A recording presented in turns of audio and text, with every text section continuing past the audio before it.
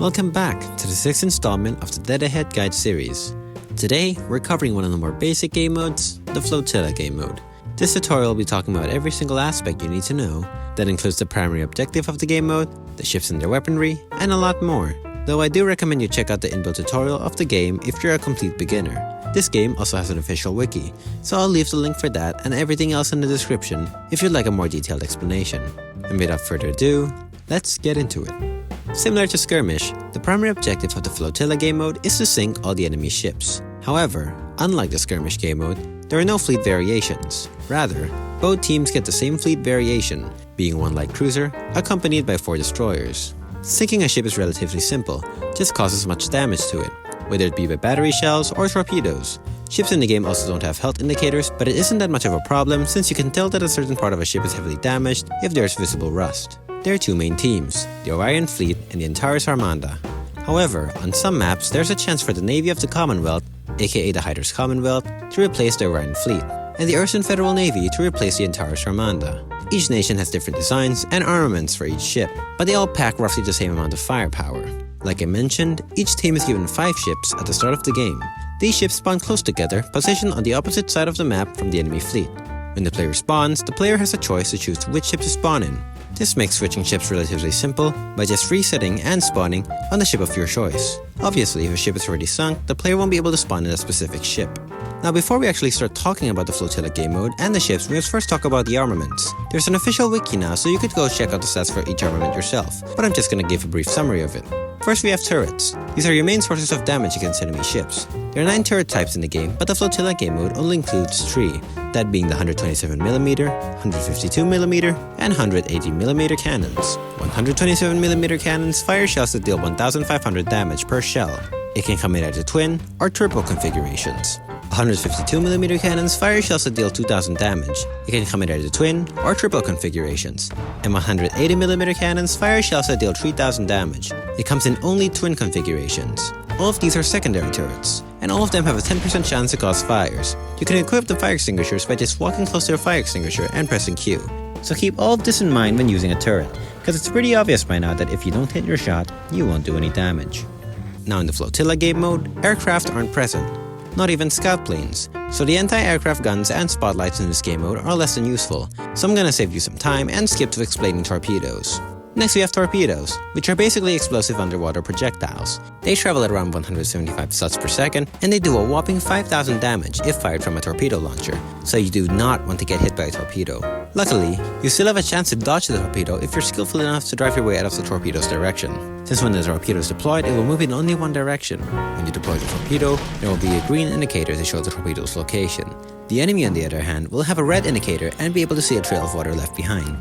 Remember that torpedoes aren't slow, but they're also not fast. They take time to travel, so being able to predict where they will end up is a valuable skill for both the attacker and the defender.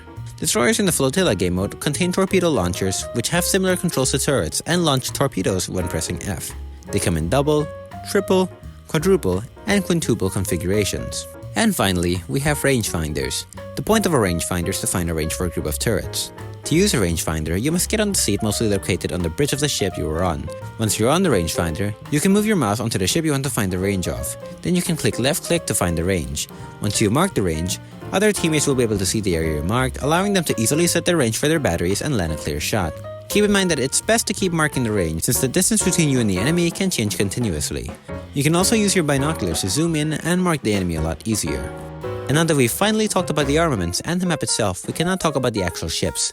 Now all the ships I'm about to mention have anti-aircraft and spotlight armaments, but I'm going to skip past those and explain only the turrets, just to save your time. First we have the light cruiser classified as CL. For the Orion Republic, their light cruiser is the Callisto.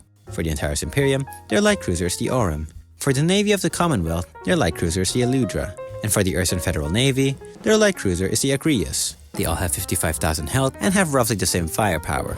First, we have Orion's Callisto class light cruisers. It features an armament of 4 triple 127mm turrets and 2 double 127mm turrets distributed evenly along its bow and stern.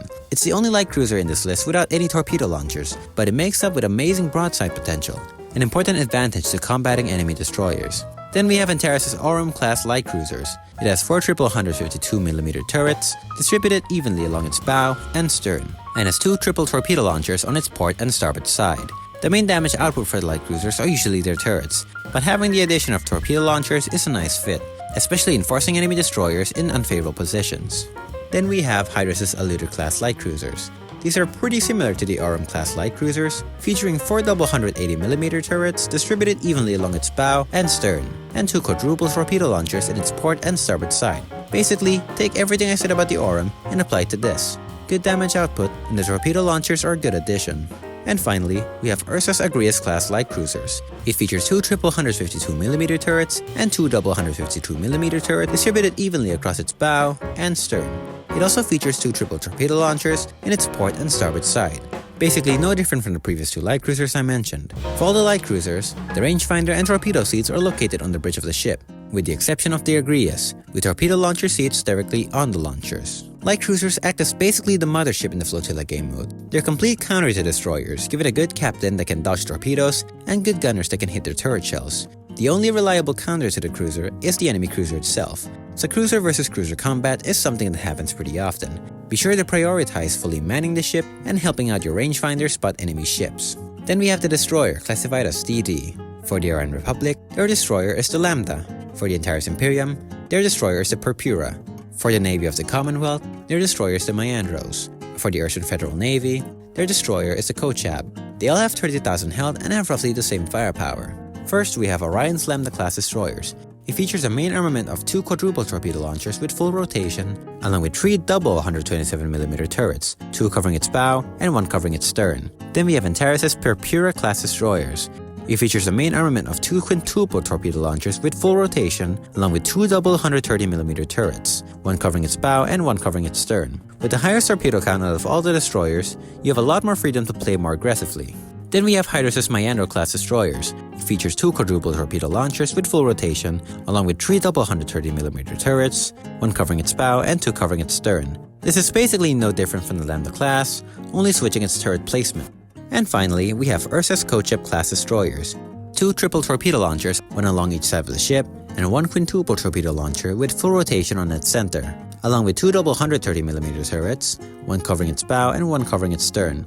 Now I know I'm keeping these descriptions pretty short, because really all of these destroyers function similarly, with only minor differences in layout. Destroyers in Flotilla are essentially glass cannons, extremely high damage output, true torpedoes, but very low health, making a skilled captain absolutely essential. Be sure to play around the map. If islands are available for cover, deploy your torpedoes and immediately reposition behind them. If the map doesn't have any cover, deploy from afar and be ready to dodge those torpedoes. Also, since there are 4 total destroyers in each team, it's uncommon for all of them to be fully manned at once. Because of this, keep track of which destroyer is currently seeing the most action and prioritize supporting that ship. Because despite there being many destroyers, every single one plays a crucial role in the team's success. Congratulations! You practically now know everything about Dead Ahead's Flotilla game mode, from the objective, to the ships, to the weaponry. Stay tuned for the blockade guide. For now, I hope this guide was somewhat helpful for you and fun to watch. If you'd like to see more content made by me, feel free to click subscribe and press the like button. See ya.